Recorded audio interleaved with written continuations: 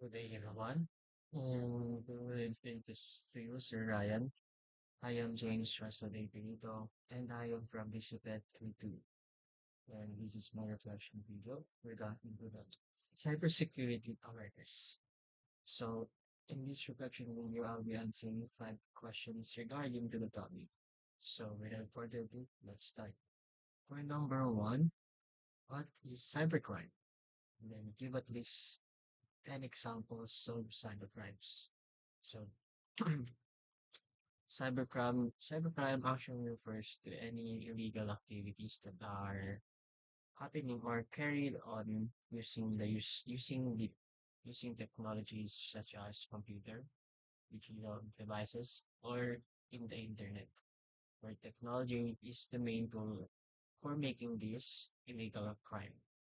This crime aims to steal any information, money, money, informations, and disrupt systems and services that uses technology.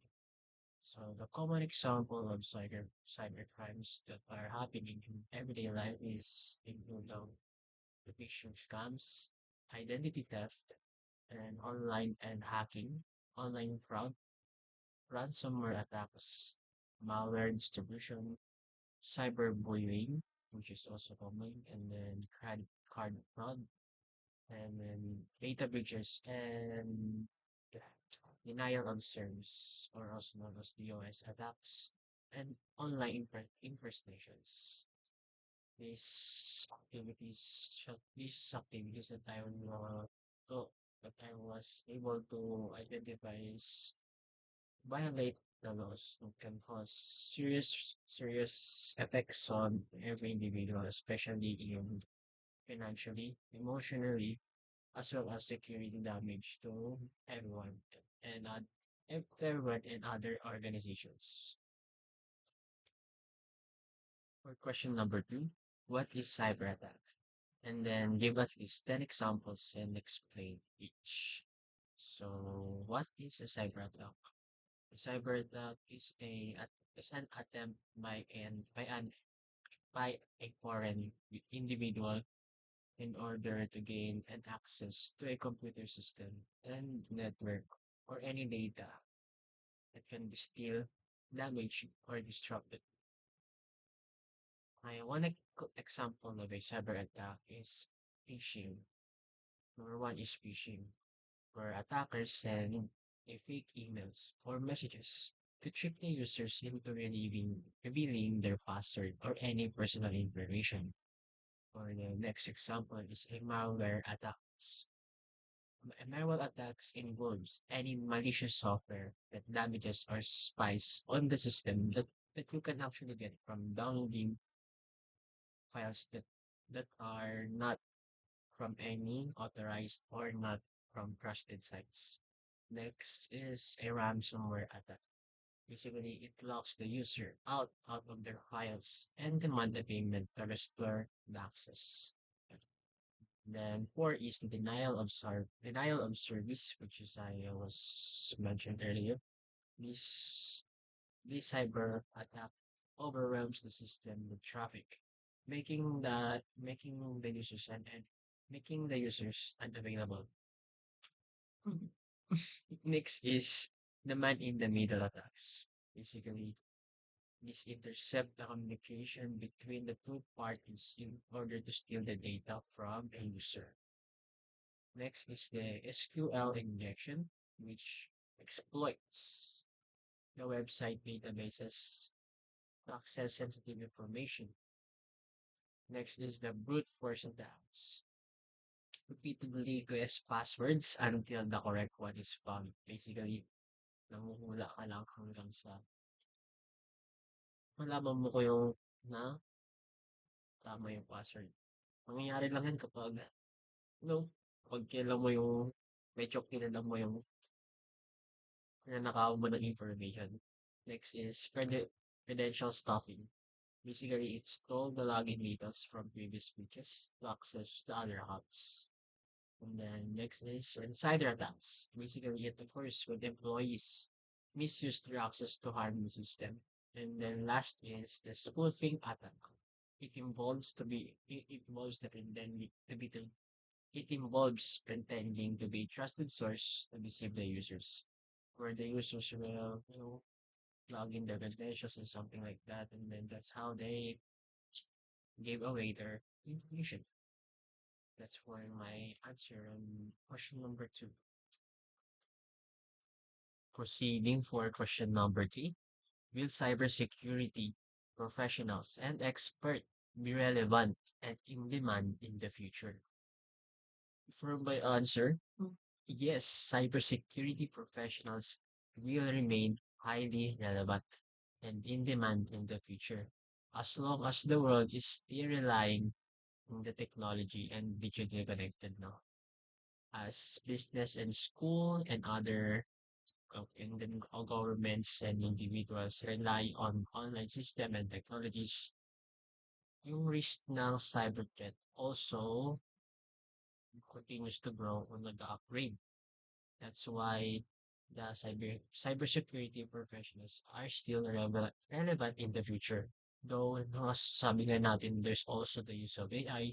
Siyempre, hindi yan basta-basta mo masusolve agad ng AI. Especially kung ang cybersecurity is still relevant in the future, ganun din yung cyber threats. Siyempre, if every, as every time goes by na, syempre may panibagong cyber threat na nagagawa. Nag-upgrade din yung cyber security. I mean, yung cyber threat pala nag-upgrade din. So, yung mga panibagong cyber threat na yun, hindi yung basta-basta makakaharangan ng AI kung hindi pa nila alam. That's why cyber security professionals are still in demand or relevant in the future, which is promising. And that is my answer for question number three.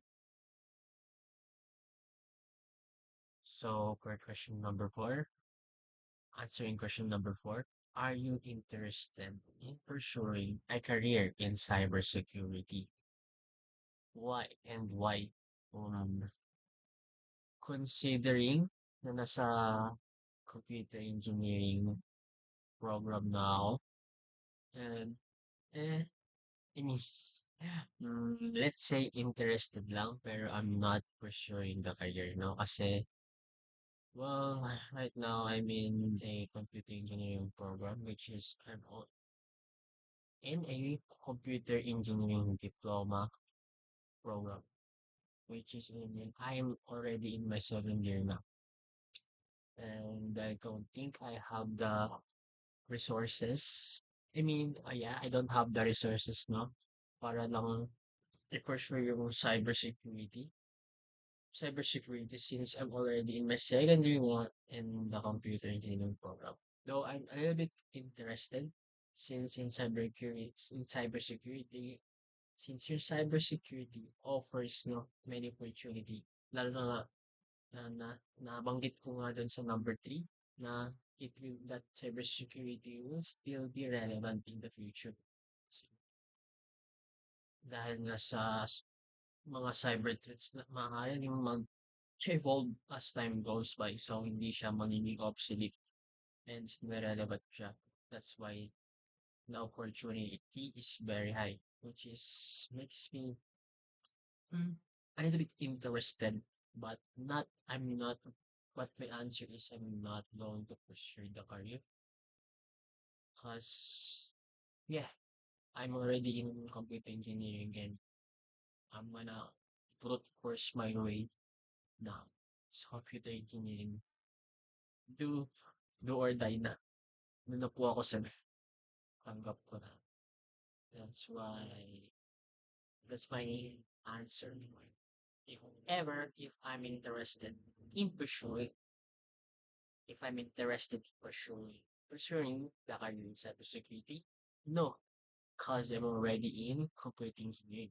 But if the question is if I'm interested in cybersecurity, yeah, a little bit. I mean, maybe medium because dahil nga mataas yun, maganda yung opportunity.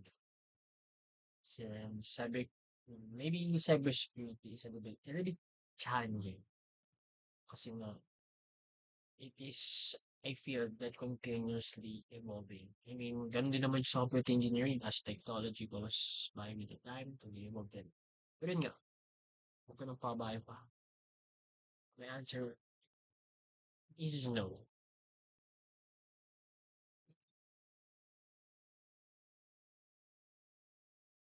Answering the last question, number 5. What are your takeaways of the topic of cybersecurity awareness? So my main takeaways for this topic is that I think for me, actually, I think, I mean, hindi pala for me, no? It's for, basta ganun, my takeaways is that the cybersecurity is everyone's responsibility, not just for the IT professionals, because simple actions ng tulad ng para maiwasan yung mga cybersecurity threats sa atin na para maiwasan yung mga threat na yun is actually it will be starting from us, no? By making simple actions like making your password strong, making it long, to avoid, no, to avoid para di siya basta-basta ma-hack, and using the enabling two-factor authentication like that. Like, iaano mo siya, iaano mo siya sa Gmail mo, something like that. Para lang kapag if ever may maglalagay na ibang tao, malalaman sa Gmail mo, ganun-ganun, para maiwasan yung mga hacking, ganyan. Also, being cautious, no? Sa mga emails na natatanggap mo, hindi ka lang pindot ng pindot na kailangan mong basahin kung saan galing yung Gmail na yun, I mean yung email na yun, bago mo siya i-click yung link na provided doon. In order to avoid, na maibigay mo yung mga important information mo. And that's why and that is my key takeaway in the topic now, that cybersecurity awareness is everyone's responsibility. And it is starting from ourselves, no? Dahil that it starts from ourselves in order to avoid the threat of cyber crimes and attack. And that is my answer for number 5. Thank you, sir. And I'm be ending my stream.